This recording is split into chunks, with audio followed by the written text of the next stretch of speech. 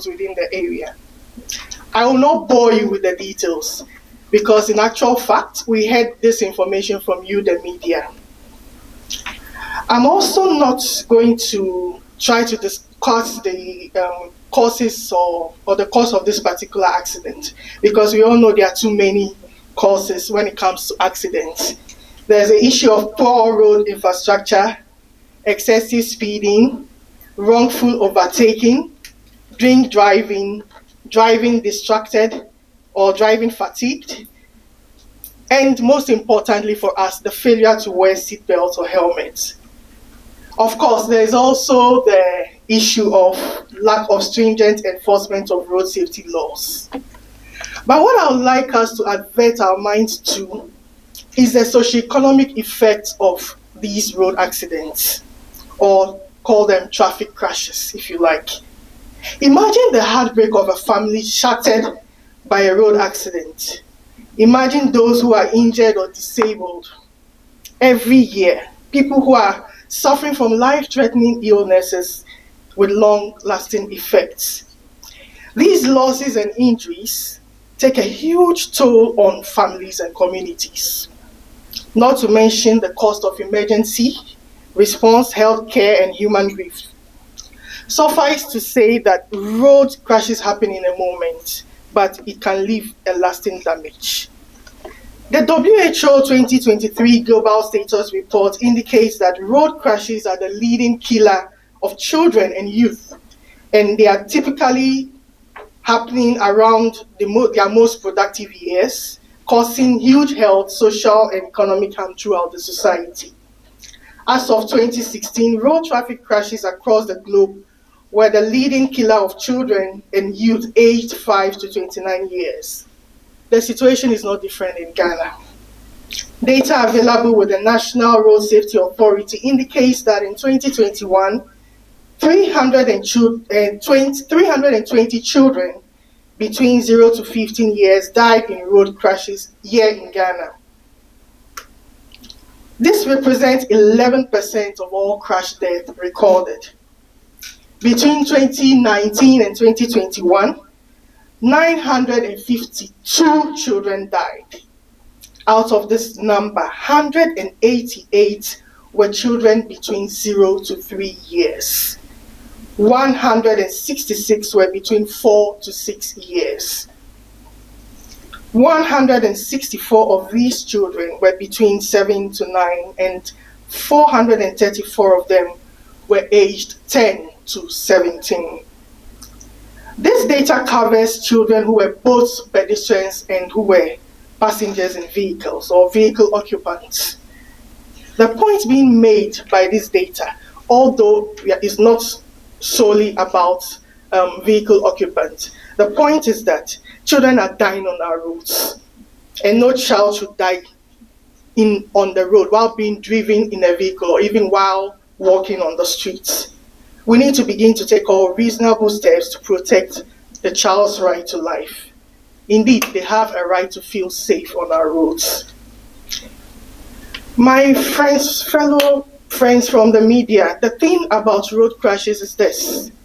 It's not really an accident. A road crash is not really an accident in the sense of the word accident, because it could be preventable or avoidable. That is why there's a concerted global effort to adopt a safe system approach to dealing with global road safety. The safe system approach is centered around sustainably maintaining safe speed, safe road use, safe vehicle, safe road, and road sites. The concept of the safe system approach lies in addressing 5 key risk factors: speeding, drink driving, helmet use, seat belt use, and the use of child restraint system, which we will commonly call the car seats.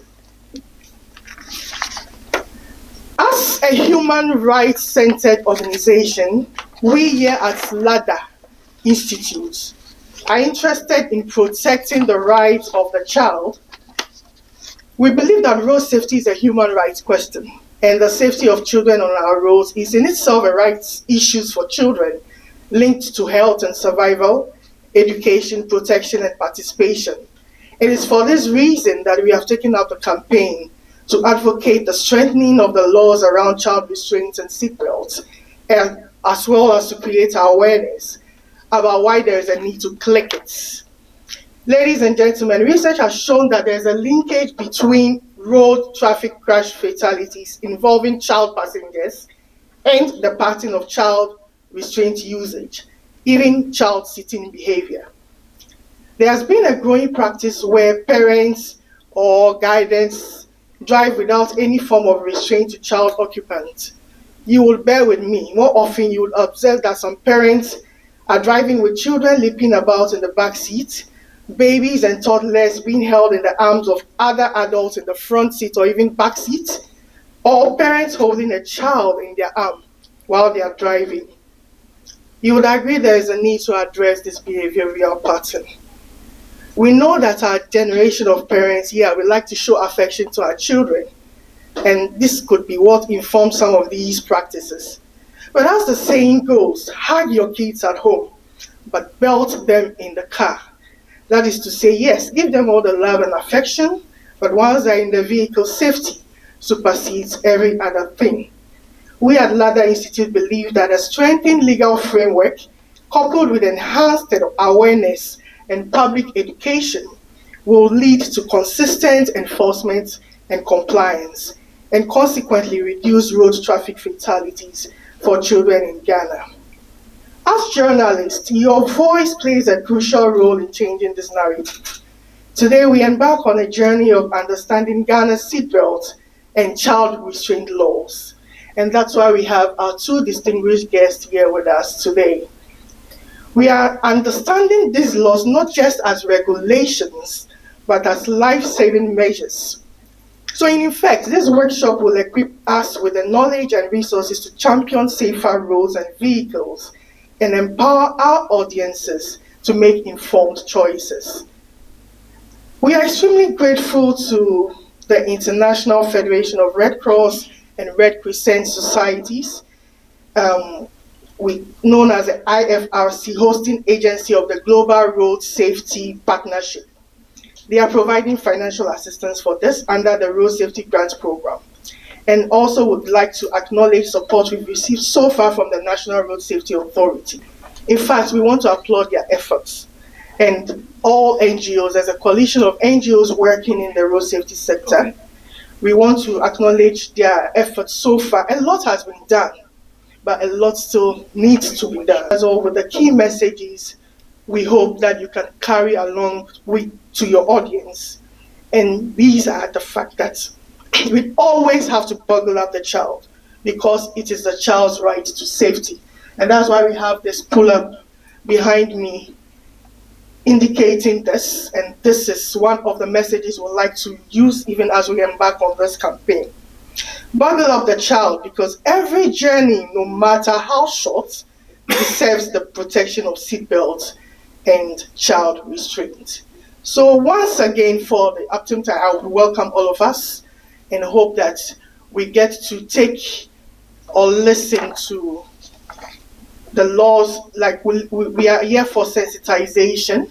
So let's see what we can get and ask our questions and see how best we can be equipped so that we can carry this message forward, even as we advocate for safer road use for our children. Thank you very much for your attention.